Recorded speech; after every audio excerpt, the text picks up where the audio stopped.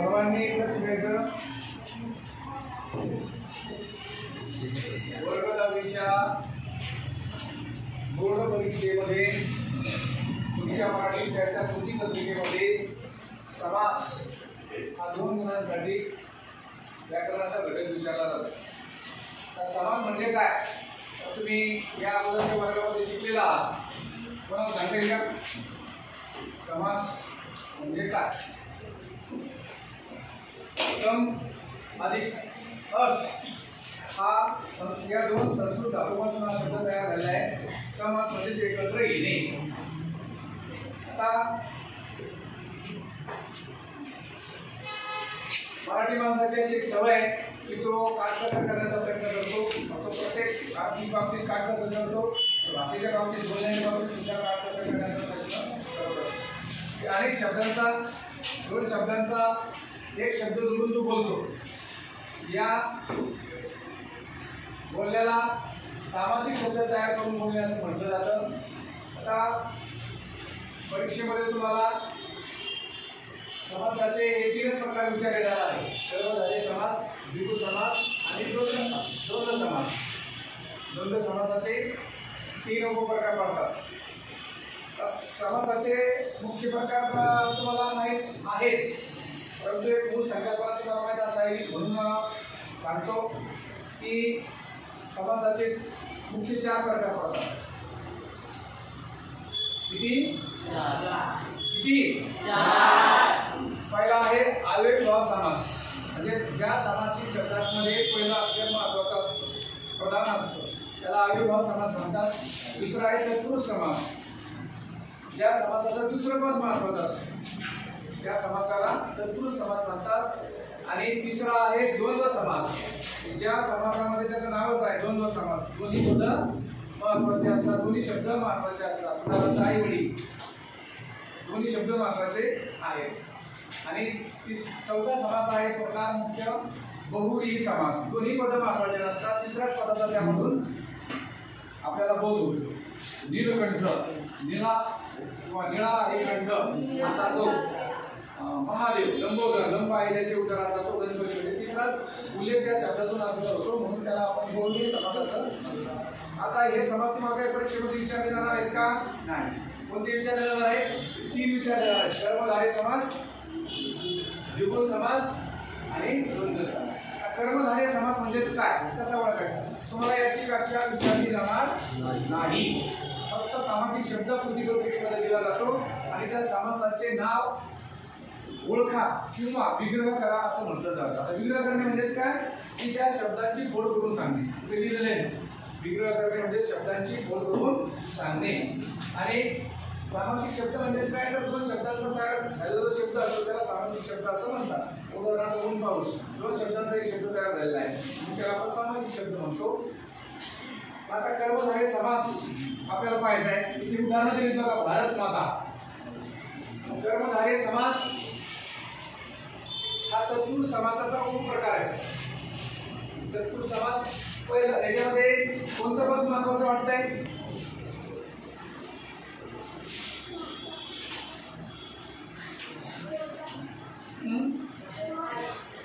माता, बरोबर आहे. दुसऱ्या याच्यामध्ये कोणतं पद महत्त्वाचं आहे? काव्य.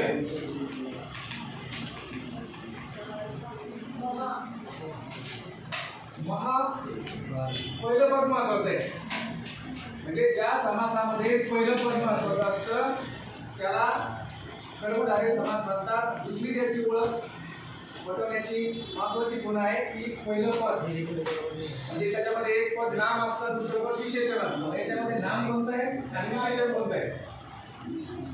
याच्यामध्ये कधी कधी विशेषण मागे पुढे होतं काही शब्दामध्ये, हा पद आहे. याच्यामध्ये विशेषण कोणतं आहे?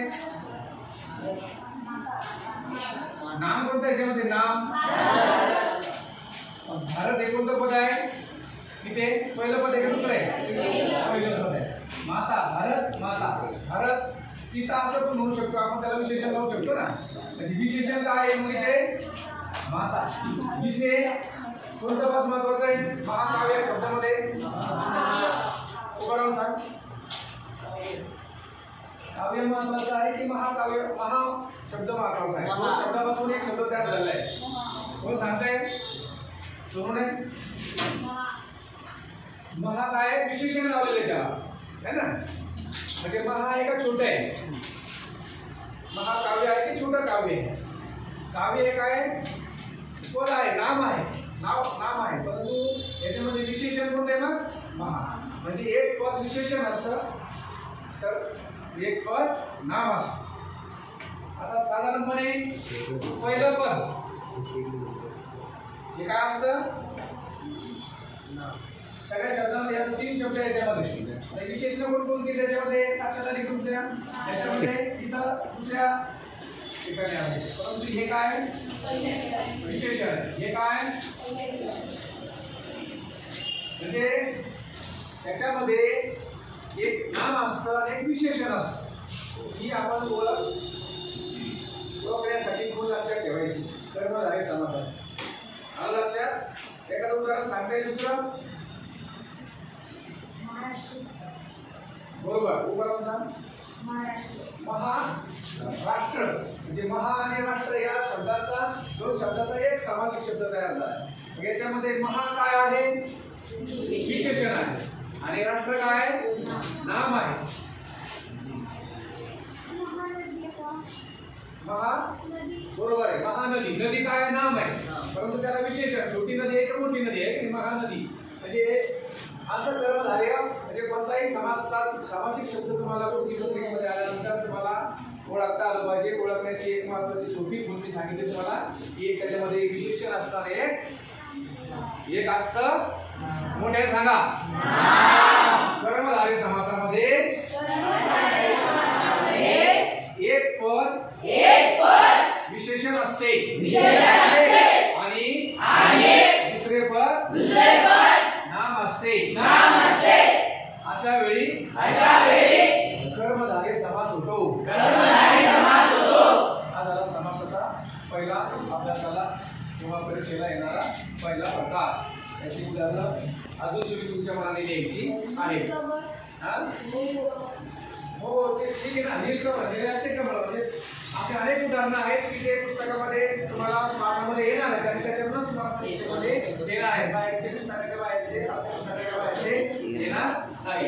त्यानंतर दुसरा समास आहे द्विगु समास. आता द्विगु समास ओळखणे अत्यंत सोपं आहे. तर तुम्हाला याची व्याख्या विचारली जात नाही. हे पहिलं सांगितलंय. त्याच्यामध्ये पहिलं पद हे संख्या विशेषण असतं. संख्याचा उल्लेख असतो, फक्त तो शब्दामध्ये लिहिलेला असतो. उदाहरणार्थ लिहिलेलं आहे. तो सांगल्यावर याच्याशिवाय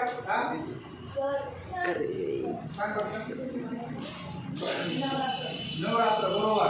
म्हणजे नवरात्र या शब्दामध्ये 9 हे संख्या वाचक शब्द आलेला आहे. पंचमुखी. बरोबर. चतुर्थी, पंचार्थी, महामध्ये संख्या येत ना. म्हणजे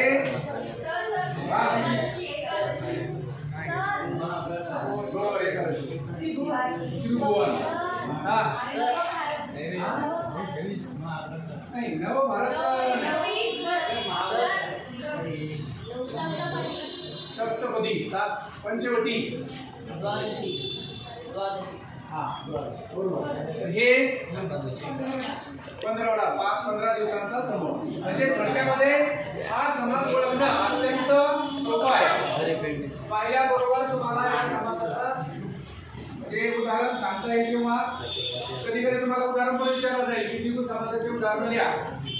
ते उदाहरण पण तुम्हाला लक्षात ठेवणं आवश्यक आहे. त्यानंतर आपला कृती पत्रिकेमध्ये विचारला जाणारा दुसरा समास आहे कोणता? द्वंद्व समास. आता द्वंद्व समास म्हणजे काय की दोन्ही पद द्वंद्व समास म्हणजे काय? मोठ्यांचा दोन्ही पद एकच येत नाही. काजी द्वंद्व समास म्हणजे काय? कोण सांगतो मुलींपैकी मोठ्यांचा? दोन्ही पद महत्त्वाचे असते.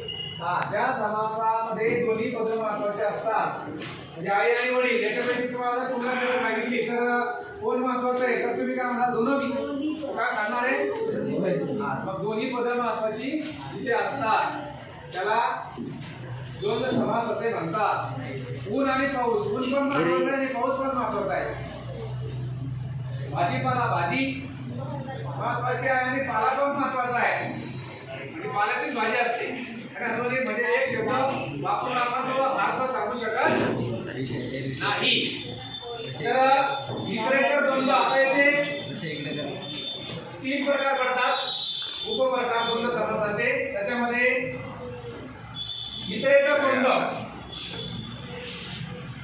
म्हणजे याची फोड करण्यासाठी आपल्याला कोणत्या शब्दाचा वापर करावा लागतो सांगता येईल का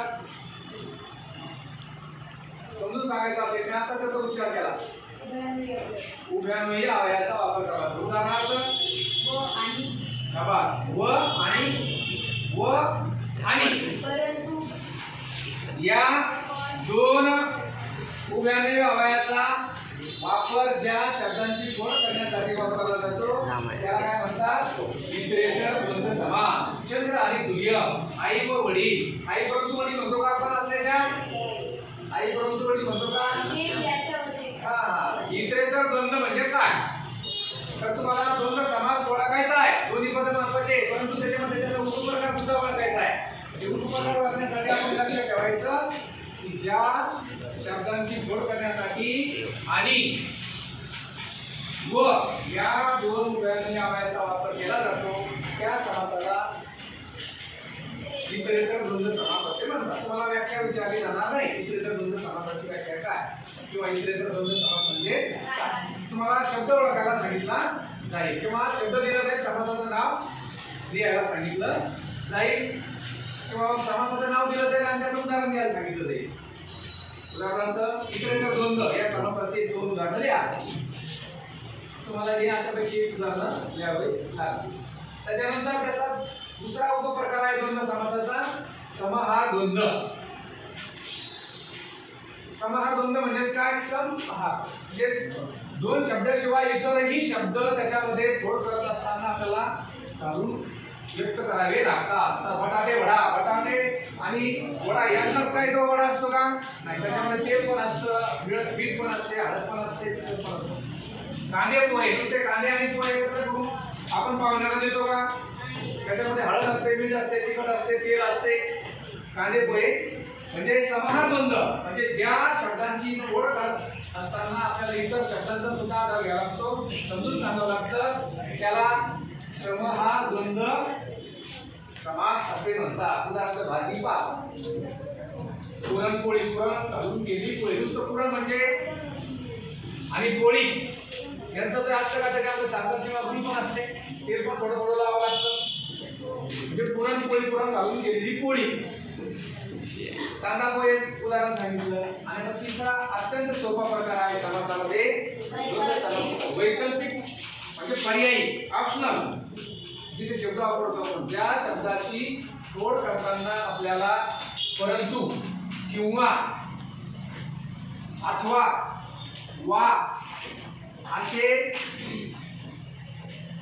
उभयान्वयी अवयव वापरावे लागतात तेव्हा तो समास वैकल्पिक समासाचं उदाहरण असते उदाहरणार्थ बरे वाईट आता बरे वा वाईट बरे किंवा वाईट खरे खोटे खरे किंवा खोटे 10 किंवा 12 मला तुमची आई विचारते की बाळा तू किती पोळ्या खाणार आहे तर आपण काय सांगतो 1 2 2 3 आहे ना म्हणजे पर्याय सांगत असतो 2 किंवा 3 2 वा 3 वा शब्द आपण जास्त वेळेस वापरत नाही परंतु 2 किंवा तर अशा प्रकारे हे समासाचे 3 प्रकार तुम्हाला कृती पत्रिकेमध्ये विचारले जाणार आहे मग समास 10-12 शब्द येतो द्विगुण समासाचा वापर केला नाही त्याच्यामध्ये द्विगुण समासामध्ये एक पद नाम असतं आणि एक पद संख्या विशेषण असतं आता हे दोन्ही पण नाम आलेत ना 10 आणि 12 दोन्ही पण नाव आहेत ठीक आहे नाही दोन्ही संख्या आहेत म्हणून ते द्विगुण समासाचं उदाहरण द्विगुण समासामध्ये सोपं आहे, फक्त त्याच्यामध्ये संख्यावाचक शब्द असतो. आता दशकोन षटकोन जे म्हणतो ना आपण, आता दशकोन म्हणजे 10 कोणांचा समूह, तर तो द्विगु समासाचं उदाहरण. समास म्हणजे काय मग समजलं सगळ्यांना? उत्तर देता येईल? बर. किती प्रकार आहेत कोण सांगतो बरं समासाचे अभ्यासाला? 3 प्रकार आहेत आणि कर्मधारय द्विगु आणि द्वंद्व. द्वंद्वचे अजून 3 प्रकार पडतात. इतर द्वंद्व, समाहार द्वंद्व आणि बरोबर आहे. सगळ्यांनी लक्षात ठेवायचं. आणि आता तुमच्यापैकी कुणाला समास म्हणजे काय किंवा समासाचा प्रश्न आला तर समजणार नाही याची शंका आहे, असं कोणी आहे का की मला समजलंच नाही सर? समास म्हणजे काय सगळ्यांना समजलं का? उत्तर लिहिता येतील? एखादा तुमच्यापैकी एखाद्याला मी आता एखादा शब्द दिला तर त्याचं उत्तर तुम्हाला सांगता आलं पाहिजे. आता शिंदे वरा द्विगु समासाचं एक उदाहरण सांग.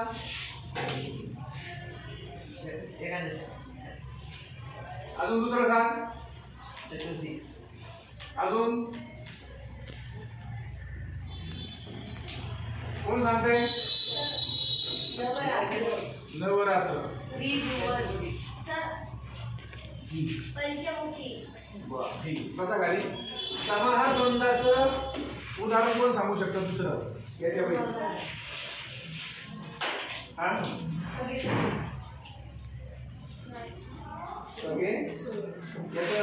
बोल कशी करायची, विग्रह कसा करायचा?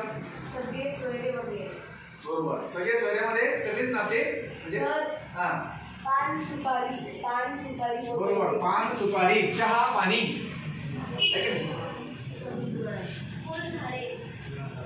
फुलझाडे बरोबर. म्हणजे त्याच्यामध्ये सगळं झालं. भाजी पोळी.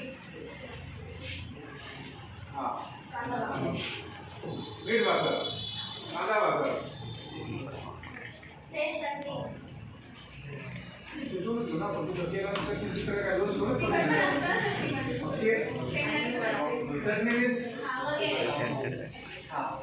ठीक आहे. अशा प्रकारे याची तुम्ही प्रत्येक समासाची उद्या येताना 10 उदाहरणं पुस्तकामधून शोधून लिहून आणायचे, जेणेकरून तुम्हाला या घटकाला परीक्षा येईपर्यंत दुसरा वेळ द्यायची गरज पडणार नाही. ऐकलं का? समजलं? किती उदाहरणं आणायची? 10 म्हणजे आपण किती समास पाहिले? 3 तर 30 झाले. आणि इतरेतर समास म्हणजे याचे 10, 20, 30, 40 आणि 50 शब्द वेगळे तुमचे वर्गपाठाच्या वहीत लिहिलेले असतील उद्या सगळ्यांचे. ठीक आहे.